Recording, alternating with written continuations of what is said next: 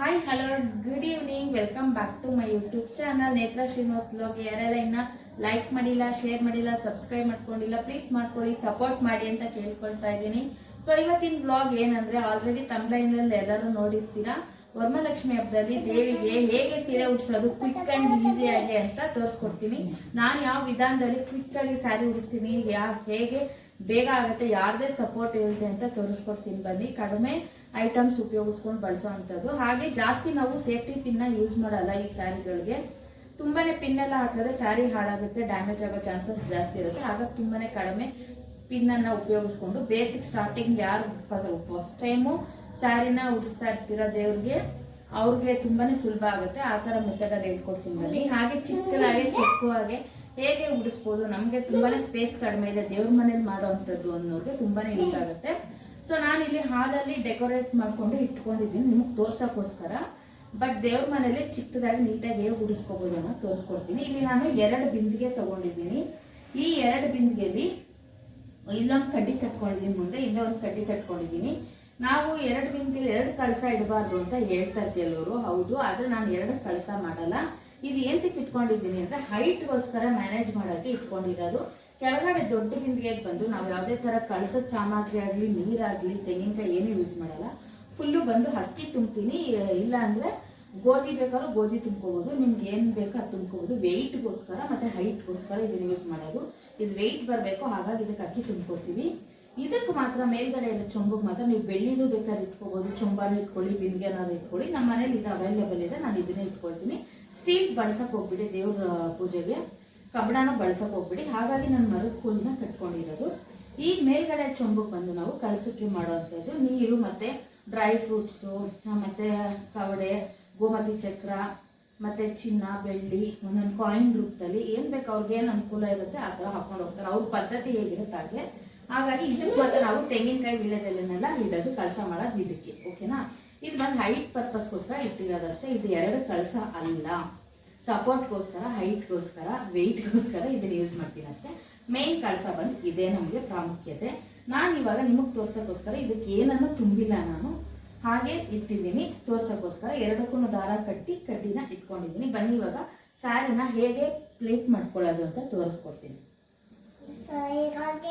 ಇವಾಗ ನಾವು ಸ್ಯಾರಿನ ಪ್ಲೀಟ್ ಮಾಡ್ಕೊಳಕ್ಕೆ ಏನೇನ್ ಬೇಕು ಅಂತ ತೋರಿಸ್ತೀನಿ ನೋಡಿ. ಇದೊಂದು ದಾರ ತಗೊಂಡಿದ್ದೀನಿ, ನೀವೇನ್ ಇದೇ ತಗೋಬೇಕು ಅಂತಿಲ್ಲ, ನಿಮ್ಮ ಹತ್ರ ಯಾವ್ದು ಅವೈಲೇಬಲ್ ಇದೆ ಅದು ತಗೊಳ್ಳಿ. ಮತ್ತೆ ನಾನು ಇಲ್ಲಿ ಬಟ್ಟೆ ಕ್ಲಿಪ್ ತಗೊಂಡಿದ್ದೀನಿ ಸಪೋರ್ಟ್ಗೋಸ್ಕರ. ನಿಮ್ಮ ಹತ್ರ ಇನ್ನೂ ದೊಡ್ಡದಿದ್ರೆ ಯೂಸ್ ಮಾಡ್ಕೋಬಹುದು. ಮತ್ತೆ ಬಟ್ಟೆ ಪಿನ್ ನಂಗೆ ನೆಸೆಸರಿ ಇಲ್ಲ, ನೋಡೋಣ ಅವಶ್ಯಕತೆ ಬಿದ್ರೆ ಯೂಸ್ ಮಾಡೋಣ. ಗುಂಡು ಪಿನ್ ಅಷ್ಟೇ, 1 ಇಲ್ಲ 2 ಅಷ್ಟೇ ನಾನು ಯೂಸ್ ಮಾಡೋದು, ಜಾಸ್ತಿ ಯೂಸ್ ಮಾಡಲ್ಲ. ತೋರಿಸ್ಕೊಡ್ತೀನಿ ಬನ್ನಿ.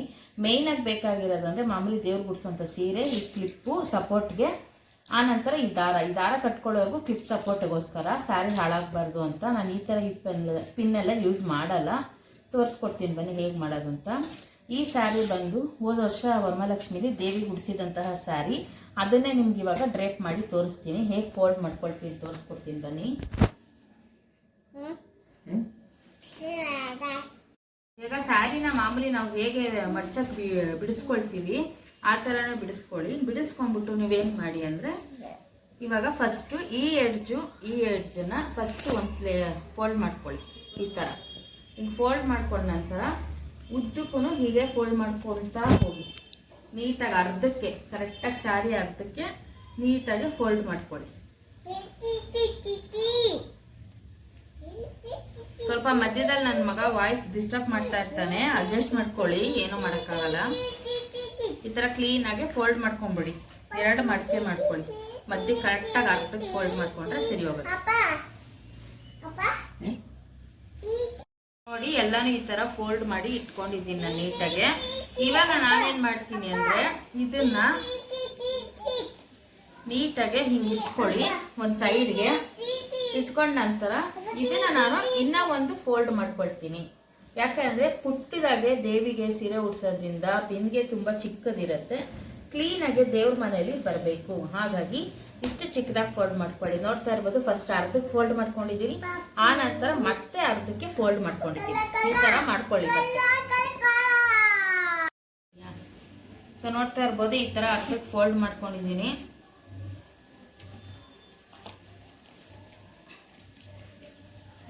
ಸೊ ಇವಾಗ ನೋಡ್ತಾ ನೋಡ್ತಾ ಇರ್ಬೋದು ಇವಾಗ 4 ಫೋಲ್ಡಿಂಗ್ ಇದೆ. ಮಾಮೂಲಿ ನಾವು ನೆರಿಗೆ ಸ್ಯಾರಿ ಹೆಂಗ್ ತಗೊಳ್ತೀವಿ ಹಂಗೆ ತಗೊಳ್ತಾ ಹೋಗಿ, ನೀಟಾಗಿ ಪ್ಲೀಟ್ ಮಾಡ್ಕೊಳ್ತಾ ಒಂದಷ್ಟು ದೂರ ಮಾಡ್ಕೊಳ್ತಾ ಹೋಗಿ. ನಿಮ್ಗೆ ಯಾವಾಗ ಕೈ ನೋವು ಅನ್ಸುತ್ತೆ ಅವಾಗ ಬಟ್ಟೆ ಕ್ಲಿಪ್ನ ಆ್ಯಡ್ ಮಾಡ್ಕೊಳ್ಳಿ.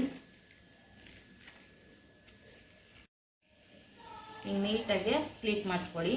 ಈ ಥರ ಪ್ಲೀಟ್ ಮಾಡಿದ್ಮೇಲೆ ಇವಾಗ ನೋಡಿ ಇಷ್ಟ ಆಯಿತು ನನಗೆ, ಇವಾಗ ಕೈ ನೋವು ಬಂತು. ಇವಾಗ ಈ ಥರ ಬಟ್ಟೆ ಕ್ಲಿಪ್ನ ಹಿಂಗೆ ಹಾಕ್ಕೊಳ್ಳಿ, ಆವಾಗ ಕೈ ನೋವು ಬರಲ್ಲ, ಅದು ಜಾರ್ಕೊಳ್ಳಲ್ಲ. ನೆಕ್ಸ್ಟ್ ಹಾಗೆ ಕಂಟಿನ್ಯೂ ಮಾಡ್ತಾ ಹೋಗಿ. ಯಾವುದೇ ಥರ ಬಟ್ಟೆ ಪಿನ್ ಬಳಸಕ್ಕೆ ಹೋಗ್ಬೇಡಿ, ಈ ಥರ ಪ್ಲೀಟ್ ಮಾಡ್ಕೊಳ್ಳಿ ಅಷ್ಟೇ.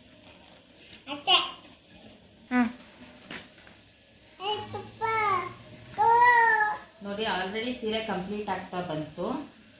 ಒಂದು 2 ರಿಂದ 3 ಕ್ಲಿಪ್ಪೇ ಸಾಕಾಗುತ್ತೆ ಬಟ್ಟೆ ಕ್ಲಿಪ್ಪು. ಎಕ್ಸ್ಟ್ರಾ ಇಟ್ಕೊಂಡು ಕೂತ್ಕೊಳ್ಳಿ, ಸುಮ್ಮನೆ ಮತ್ತೆ ಮಧ್ಯದಲ್ಲಿ ಎದಳಕ್ಕಾಗಲ್ಲ. ಹಾಗಾಗಿ ನೋಡಿ ಇವಾಗ ಮತ್ತೆ ನಂಗೆ ಕೈ ನೋವು ಬಂತು, ಮತ್ತೆ ಇವಾಗ ಇಲ್ಲಿಗೆ ಒಂದು ಕ್ಲಿಪ್ ಹಾಕೊಳ್ತೀನಿ. ಸೊ 2 ಪೋರ್ಷನ್ ಆಯಿತು. ಕೈ ನೋವು ಬಂದ ತಕ್ಷಣ ಈ ಥರ ಕ್ಲಿಪ್ ಹಾಕೊಂಡ್ಬಿಡಿ, ಜಾರ್ಕೊಳ್ಳೋದು. ನೋಡಿ 2 ಕ್ಲಿಪ್ ಹಾಕಿದ್ದೀನಿ, ನೋಡ್ಬೋದು, ನೋಡ್ತಾ ಇರ್ಬೋದು ಎಷ್ಟು ಚೆನ್ನಾಗಿ ನೀಟಾಗಿ ಪ್ಲೇಟ್ಸ್ ಬಂದಿದೆ ಅಂತ. ಈಗ ನೋಡ್ತಾ ಇರ್ಬೋದು 2 ಕ್ಲಿಪ್ ಆಲ್ರೆಡಿ ಹಾಕೊಂಡಿದ್ದೀನಿ. ಫಸ್ಟ್ ಕ್ಲಿಪ್ ಹಾಕಿರೋದನ್ನ ಬಿಟ್ಬಿಡಿ, 2ನೇ ಕ್ಲಿಪ್ ಹಾಕಿದೀವಲ್ಲ ಅಲ್ಲಿಂದ ಇಟ್ಕೊಳ್ಳಿ. ನಿಮ್ಗೆ ಬರ್ಡನ್ ಕಡಿಮೆ ಆಗುತ್ತೆ, ಕೈ ತುಂಬಾನೇ ಸ್ಟ್ರೆಸ್ ಆಗುತ್ತೆ. ಓಕೆನಾ? ಇವಾಗ ನೋಡ್ತಾ ಇರ್ಬೋದು ಹಿಂಗ್ ಮಾಡ್ಕೊಳ್ಳಿ, ಮತ್ತೆ ನೀಟಾಗಿ ಪ್ಲೇಟ್ಸ್ ತಕೊಳ್ಳಿ. ನಿಮ್ಗೆ ಈ ತರ ಮಾಡ್ಕೊಂಡ್ರೆ ತುಂಬಾ ಆರಾಮು, ಯಾರ ಹೆಲ್ಪು ಬೇಡ. ಆಮೇಲೆ ಬಟ್ಟೆ ಪಿನ್ ಯೂಸ್ ಮಾಡಿ ನಮ್ಗೆ ಸ್ಯಾರಿ ಹಾಳಾಗುತ್ತೆ ಅನ್ನೋ ಭಯನೂ ಇರಲ್ಲ. ಆದಷ್ಟು ಈ ತರನೇ ಮಾಡ್ಕೊಳ್ಳಿ ಸಾಕು. ಇನ್ನು ಸೆರ್ಗಿನ ಪಾರ್ಟ್ ಬರುತ್ತೆ, ಇಲ್ಲಿಗೆ ನಿಲ್ಲಿಸ್ಕೊಳ್ಳಿ. ಇವಾಗ ಇನ್ನೊಂದು ಬಟ್ಟೆ ಕ್ಲಿಪ್ ನ ಯೂಸ್ ಮಾಡ್ಕೊಳ್ಳಿ. ಓಕೆನಾ? ಸೊ ಇವಾಗ ರೆಡಿ ಆಯ್ತು, ನೋಡ್ತಾ ಇರ್ಬೋದು ಸ್ಯಾರಿ ರೆಡಿ ಆಯ್ತು, ಆಲ್ಮೋಸ್ಟ್ ರೆಡಿ ಆಗ್ಬಿಟ್ಟಿದೆ. ಈ ಕ್ಲಿಪ್ಸ್ ಎಲ್ಲ ರಿಮೂವ್ ಮಾಡ್ಬೇಕು ಅಂದ್ರೆ ಇಲ್ಲಿ ಟ್ಯಾಗ್ ಕಟ್ಟಬೇಕು, ಆ ನಂತರ ರಿಮೂವ್ ಮಾಡಿ. ಅದಕ್ಕೂ ಮುಂಚೆ ರಿಮೂವ್ ಮಾಡಬೇಡಿ, ಇದು ಪ್ಲೀಟ್ಸ್ ಎಲ್ಲ ಜಾರ್ಕೊಳ್ಳೋ ಚಾನ್ಸಸ್ ಇರುತ್ತೆ. ಇವಾಗ ಇದು ಕಂಪ್ಲೀಟ್ ಆಯ್ತು, ಇದನ್ನ ಒಂದ್ ಸೈಡ್ಗೆ ಇಟ್ಕೊಳ್ಳೋಣ. ಬನ್ನಿ ತೋರಿಸ್ತೀನಿ. ಇಷ್ಟೇ ಮುಗೀತು. ಇವಾಗ ಇಲ್ಲಿ ಇದಿಷ್ಟೇ, ಇದನ್ನ ನೀಟಾಗಿ ಒಂದ್ ಸೈಡ್ ಇಟ್ಕೊಳ್ಳಿ, ನಿಮ್ ರೈಟ್ ಸೈಡು. ಇವಾಗ ನೋಡ್ತಾ ಇರ್ಬೋದು ಈ ಕಡೆ ಸೆರಗ್ ಪಾರ್ಟ್ ಇದೆ.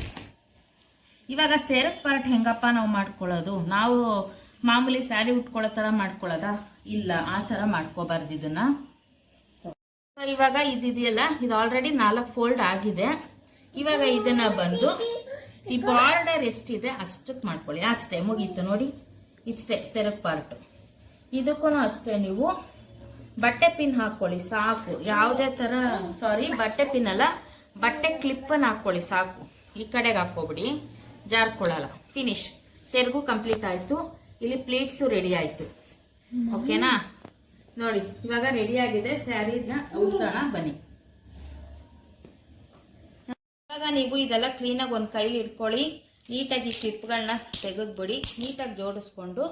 ಇವಾಗ ನೀವೇನ್ ಮಾಡಿ ಅಂದ್ರೆ ಫಸ್ಟ್ ಸ್ಟೆಪ್ ಈ ತರ ರಬ್ಬರ್ ಬ್ಯಾಂಡ್ ಒಂದನ್ನ ಬಳಸ್ಕೊಳ್ಳಿ, ಕ್ಲೀನಾಗಿ ಗ್ರಿಪ್ಪಾಗಿ ಕುತ್ಕೊಳ್ಳುತ್ತೆ. ಆ ನಂತರ ನೀವೇನ್ ದಾರ ಕಟ್ಕೊಳ್ತೀರೋ ಏನ್ ಕಟ್ಕೊಳ್ತೀರೋ ಆಮೇಲೆ ಕಟ್ಕೊಳ್ಳಿ. ಫಸ್ಟ್ ಇದನ್ನ ಒಂದು ರಬ್ಬರ್ ಬ್ಯಾಂಡ್ ಸಹಾಯದಿಂದ ಹಾಕೊಂಡ್ಬಿಡಿ, ಹಿಂಗೆ ನಾಟ್ ಹಾಕೊಂಡ್ಬಿಡಿ, ನಿಮಗೆ ತುಂಬಾನೇ ಈಸಿ ಆಗುತ್ತೆ. ಆ ನಂತರ ನೀವು ದಾರ ಕಟ್ಕೋಬಹುದು, ಏನು ಭಯ ಆಗಲ್ಲ. ನೋಡ್ತಾ ಇರ್ಬೋದು ಇವಾಗ ಕ್ಲೀನಾಗಿ ಕೂತಿದೆ ಇದು. ಇವಾಗ ನಾನು ದಾರನ ಕಟ್ಕೊಳ್ತೀನಿ. ಈ ದಾರ ಏಂತಿ ಕಟ್ಟಬೇಕು, ರಬ್ಬರ್ ಬ್ಯಾಂಡೇ ಸಾಕಲ್ವಾ ಅಂತ ಅನ್ಕೋಬಹುದು ನೀವು. ಈ ದಾರ ಕಟ್ಟಲೇಬೇಕು, ಯಾಕಂದ್ರೆ ನಾವು ಬಿಂದಿಗೆಗೆ ಸಪೋರ್ಟಿವ್ ಆಗಿ ಕೊಡ್ಲೇಬೇಕಾಗತ್ತೆ. ಆ ಪರ್ಪಸ್ಲಿ ನಾವು ಈ ದಾರ ಒಂದು ನಾಟ್ನ ಹಿಂಗ ಹಾಕೊಳ್ಳಿ ಅಷ್ಟೇ, ಮುಗೀತು ರೀ. ತುಂಬಾನೇ ಸಿಂಪಲ್. ಇವಾಗ ನಾನು ಮುಖ ತೋರಿಸ್. ಸೊ ನೋಡ್ತಾ ಇರ್ಬೋದು ಇಷ್ಟೇ simple trick. Sari already ready ಆಯ್ತು, ಈ ಸೆರಗು ರೆಡಿ ಆಗಿದೆ. ಬನ್ನಿ ಇವಾಗ ಫಿನಿಶಿಂಗ್ ಕೊಟ್ಬಿಡೋಣ. ತುಂಬಾನೇ ಈಸಿ, ಯಾವುದೇ ತರ ಬಟ್ಟೆ ಪಿನ್ ಬಳಸದೆ ಹೇಗೆ ತೋರಿಸ್ಕೊಟ್ಟಿದ್ದೀನಿ. ನೋಡ್ತಾ ಇರ್ಬೋದು ಎಷ್ಟು ಸಿಂಪಲ್ ಆಗಿ ಅಂತ. ಸ್ಯಾರಿ ಒಂಚೂರು ಹಾಳಾಗಲ್ಲ, ನೀವು ಈ ತರ ಟ್ರೈ ಮಾಡಿ. ಬನ್ನಿ ಕೂರ್ಸೋಣ. ಇರ್ಬೋದು ಸ್ಯಾರಿ ರೆಡಿ ಇದೆ. ಇವಾಗ ಈ 2 ದಾರನ ನಾನು ಹೀಗೆ ಬಿಂದಿಗೆಗೆ ಫಸ್ಟ್ ಕಟ್ಕೊಳ್ತೀನಿ ನೀಟಾಗಿ. ಸ್ಟಾಪ್ ಮಾಡಿ.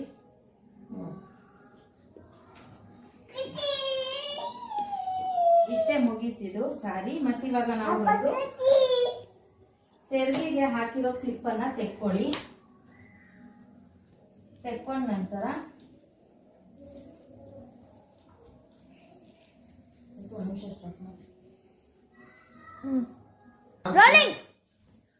ಇವಾಗ ಈ ಸೈಡ್ ಇಂದಾನೆ ಪಾರ್ಟ್ ಸೆರಗನ್ನ ತೆಕ್ಕೊಳ್ಳಿ.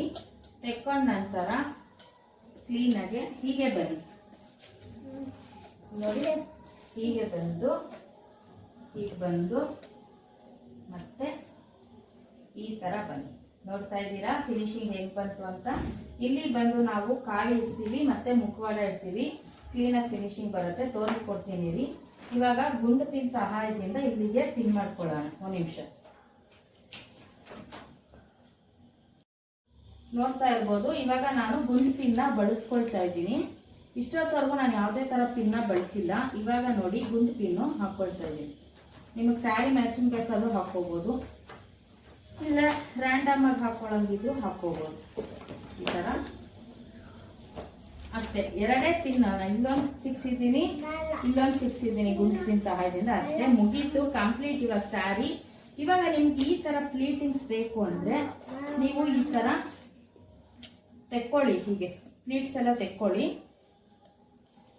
ತೆಕ್ಕೊಂಡು ಈ ಸೆರಗಿನ ಪಾರ್ಟ್ ಇರ್ತಲ್ಲ ಗುಂಡು ಪಿನ್ ಸಹಾಯದಿಂದ ಹಿಂಗೆ ಸೆರಗನ್ನು ಚುಚ್ಕೊಳ್ಳಿ. ಅಷ್ಟೇ, ನೋಡ್ತಾ ಇರ್ಬೋದು ಎಷ್ಟು ಚೆನ್ನಾಗಿ ಬಂದಿದೆ ಅಂತ. ಇವಾಗ ಈ ಕಡೆನೂ ಅಷ್ಟೇ ಮಧ್ಯದಲ್ಲಿ ಸರಿ ಮಾಡ್ಕೊಳ್ಳಿ. ಒಂದೆರಡು ಪ್ಲೀಟಿಂಗ್ಸ್ ಸಾಕು. ಈ ಸೆರಗನ್ ಮೇಲೆ ತೆತ್ಕೊಂಡು ಇಲ್ಲೂ ಅಷ್ಟೇ ಈ ಕಡೆ ಸೆರಗಿನ ಭಾಗಕ್ಕೆ ಗುಂಡು ಪಿನ್ ಸಹಾಯದಿಂದ ಚುಚ್ಕೊಳ್ಳಿ. ಇದ್ರ ಕಡ್ಡಿ ನಿಮ್ಗೆ ಕಾಣಿಸ್ತಾ ಇದೆ ಅಂತ ಅನ್ನಿಸ್ಬೋದು. ಇಲ್ಲೆಲ್ಲ ಹೂವಿನ ಅಲಂಕಾರ ಮಾಡ್ತೀವಿ, ಅವಾಗ ಪೂರ್ತಿ ಕವರ್ ಆಗುತ್ತೆ. ನಾನು ಸದ್ಯಕ್ಕೆ ಆರ್ಟಿಫಿಷಿಯಲ್ ಹೂವು ಹಾಕಿ ತೋರಿಸ್ಕೊಡ್ತೀನಿ ನಿಮ್ಗೆ. ಈ ಸ್ಯಾರಿ ಇದು ಪ್ಲೀಟ್ಸ್ ಎಲ್ಲ ಸ್ವಲ್ಪ ಹಿಂಗ್ ಮುಂದಕ್ಕೆ ಮಾಡ್ಕೊಳ್ಳಿ. ನಿಮ್ಗೆ ಏನಾದ್ರು ಇನ್ನ ನಮಗೆ ಕ್ಲಾರಿಟಿ ಬೇಕು ಅಂದ್ರೆ ಹಿಂಗ್ ಎರಡೆರಡೇ ಇದಕ್ಕೆ ಸೇರಿಸ್ಕೊಂಡು ಬೇಕಾದ್ರೆ ಈ ಎಡ್ಜ್ ಅಲ್ಲಿ ಹಿಂಗೆ ಗುಂಡು ಪಿನ್ಗಳನ್ನ ಹಾಕೊಳ್ತಾ ಬನ್ನಿ. ಈ ಗುಂಡು ಪಿನ್ಗಳು ಏನ್ ಅಷ್ಟು ನಿಮ್ಗೆ ಹೈಲೈಟ್ ಆಗಿ ಕಾಣಲ್ಲ, ತುಂಬಾ ಅಬ್ಸರ್ವ್ ಮಾಡಿದ್ರೆ ಮಾತ್ರ ಕಾಣಿಸುತ್ತೆ. ಈ ತರ ಸೆಂಟರ್ ಪಾರ್ಟ್ ಮಾತ್ರ ಪ್ಲೀಟ್ಸ್ ಚೆನ್ನಾಗಿ ಕಾಣೋ ಮಾಡ್ಕೊಂಡು ಈ ಕಡೆಗೆಲ್ಲ ಸ್ವಲ್ಪ ಈ ತರ ಗುಂಡು ಪಿನ್ ಚುಚ್ಕೊಂಡು ನೋಡ್ತಾ ಇರ್ಬೋದು ಎಷ್ಟು ಚೆನ್ನಾಗಿ ಬಂದಿದೆ ಅಲ್ವಾ. ಇನ್ನೇನಿದ್ರು ಅದೇನೋ ಮುಖವಾಡ ಕುಂಡ್ರಿಸಿ ಅಲಂಕಾರ ಮಾಡಿದ್ರೆ ಮುಗೀತು ವರಮಹಾಲಕ್ಷ್ಮಿ ಹಬ್ಬದ ಡೆಕೋರೇಷನ್ಸ್. ನೋಡ್ತಾ ಇರ್ಬೋದು ಎಷ್ಟು ಚೆನ್ನಾಗಿ ಬಂದಿದೆ ಅಂತ. ಇಷ್ಟು ಸಿಂಪಲ್ ಆಗಿ ಯಾವುದೇ ತರದ ಬಟ್ಟೆ ಪಿನ್ ಅನ್ನ ಬಳಸದೆ ಕ್ವಿಕ್ ಆಗಿ ಮಾಡ್ಕೋಬಹುದು. ಒಂದ್ಸತಿ ಟ್ರೈ ಮಾಡಿ. ಸೊ ನೋಡಿ, ನಾನು ಫೈನಲಿ ಆಗಿ ಈ ತರ ಮುಖವಾಡನ ಇಟ್ಟು ಒಂದು ಸರನ ಹಾಕಿ ರೆಡಿ ಮಾಡಿದ್ದೀನಿ. ನಿಮ್ಗೆ ಏನಾದ್ರು ಈ ಪ್ಲೀಟ್ಸ್ ಇನ್ನ ಹೈಲೈಟ್ ಆಗಿ ಬ್ರಾಡ್ ಆಗಿ ಬೇಕು ಅಂದ್ರೆ ಈ ತರ ಒಂದು ನ್ಯೂಸ್ ಪೇಪರ್ ತಗೊಂಡು ಈ ತರ ರೋಲ್ ಮಾಡ್ಕೊಳ್ಳಿ. ರೋಲ್ ಮಾಡ್ಕೊಂಡು ಈ ಪ್ಲೀಟ್ಸ್ ಇದೆಯಲ್ಲ ಇಲ್ಲಿ ಕೆಳಗೆ ಇಡ್ತಾ ಬನ್ನಿ. ಅವಾಗ ನಿಮ್ಗೆ ಏನಾಗುತ್ತೆ ಅಂದ್ರೆ ಅದು ಮುಂದೆ ಬರುತ್ತೆ ಪ್ಲೀಟ್ಸ್ ಇನ್ನ ದೊಡ್ಡದಾಗೆ. ಹಾಗಾಗಿ ಆ ತರ ಮಾಡ್ಕೊಳ್ಳಿ. ಹಿಂಗೊಂದು ಶೀಟ್ ತಗೊಳ್ಳಿ, ಈ ತರ ರೋಲ್ ಮಾಡ್ಕೊಳ್ಳಿ, ಹಿಂಗೆ ಪ್ಲೀಟ್ಸ್ ಕೆಳಗೆ ಇಟ್ಕೊಳ್ಳಿ. ಅವಾಗ ಇನ್ನೊಂದ್ ಸ್ವಲ್ಪ ಮುಂದಕ್ಕೆ ಬರುತ್ತೆ ಪ್ಲೀಟ್ಸು, ನೀಟಾಗಿ ಚೆನ್ನಾಗಿ ಕಾಣುತ್ತೆ. ಸೆಂಟರ್ ಪ್ಲೇಟ್ಸ್ ಅಷ್ಟೇ ಸ್ವಲ್ಪ ಹೈಲೈಟ್ ಆಗುತ್ತೆ ಅಷ್ಟೇ ಪ್ಲೀಟ್ಸ್ಗಳು, ಇನ್ನೇನೋ ಚೇಂಜಸ್ ಆಗಲ್ಲ. ಈ ತರ ನೀಟಾಗಿ ಮುಂದೆಗಡೆ ಬಫ್ ತರ ಬ್ರಾಡ್ ಆಗಿ ಬರೋಕ್ಕೋಸ್ಕರ ನಾವು ಈ ತರ ಮಾಡ್ಕೊಳ್ತೀವಿ. ಸೊ ಫೈನಲಿ ನಾನು ಯಾವ ತರ ರೆಡಿ ಮಾಡಿದ್ದೆ ಲಾಸ್ಟ್ ಇಯರ್ ದೇವ್ರಿಗೆ ಅದೇ ತರ ಅಲಂಕಾರನ ತೋರಿಸಿದ್ದೀನಿ. ನಿಮಗೂ ಇಷ್ಟ ಆದ್ರೆ ಲೈಕ್ ಮಾಡಿ, ಶೇರ್ ಮಾಡಿ, ಸಬ್ಸ್ಕ್ರೈಬ್ ಮಾಡ್ಕೊಳ್ಳಿ, ಹಾಗೆ ಸಪೋರ್ಟ್ ಮಾಡಿ ಅಂತ ಕೇಳ್ಕೊಳ್ತೀನಿ. ಹಾಗೆ ಎಲ್ಲರಿಗೂ ಅಡ್ವಾನ್ಸ್ ವರಮಹಾಲಕ್ಷ್ಮಿ ಹಬ್ಬದ ಶುಭಾಶಯಗಳು. ಥ್ಯಾಂಕ್ ಯು ಸೋ ಮಚ್ ನನ್ನ ವಿಡಿಯೋ ನೋಡಿದ್ದಕ್ಕೆ.